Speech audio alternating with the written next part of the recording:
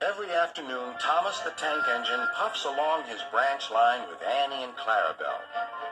First, they pass the water mill. Next, they come to a big farm.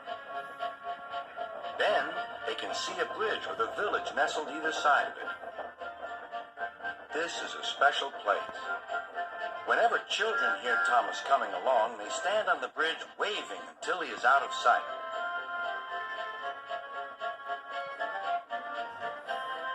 One day, Thomas was running late. He had stopped at the signal before the bridge to talk to some new children. Percy the Green Engine was waiting too. "Hurry up, Thomas," called Percy when the signal dropped. "If you're late, Sir Topham Hatt may get a new engine to replace you." He would never do that, thought Thomas, but he was worried. Next day, Thomas hurried along the line. Just ahead was the goods yard. There, on the platform, was an inspector waving a red flag. Next, Thomas saw some children. They were waving too. Something must be wrong, thought Thomas. This station is for goods, not passengers. "Help, Thomas, help! We're glad to see you," called the children. "Please, will you take us home?"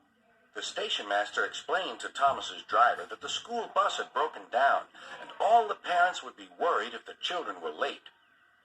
Thomas waited as the children walked down from the bridge.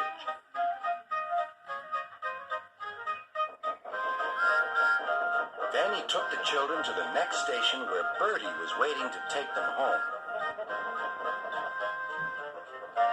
When Thomas finished his journey, he was very late. He was worried that Sir Topham Hatt might be cross with him. "I warned Thomas," puffed Percy to James. "He's been late one time too many. He'll be in trouble now." But next morning, when Thomas picked up his passengers, Sir Topham Hatt was nowhere to be seen.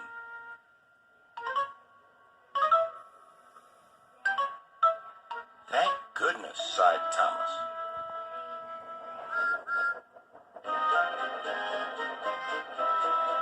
Thomas knows every part of his branch line.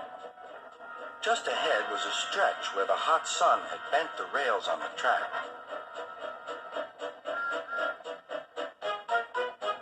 "Careful, Thomas," called his driver, but it was too late.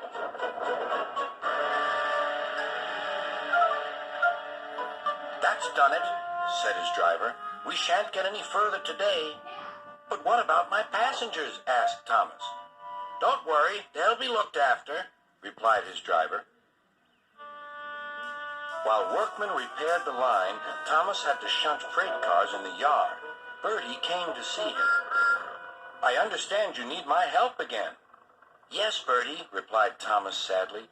"I can't run without my rails." Bertie set off to collect Thomas's passengers.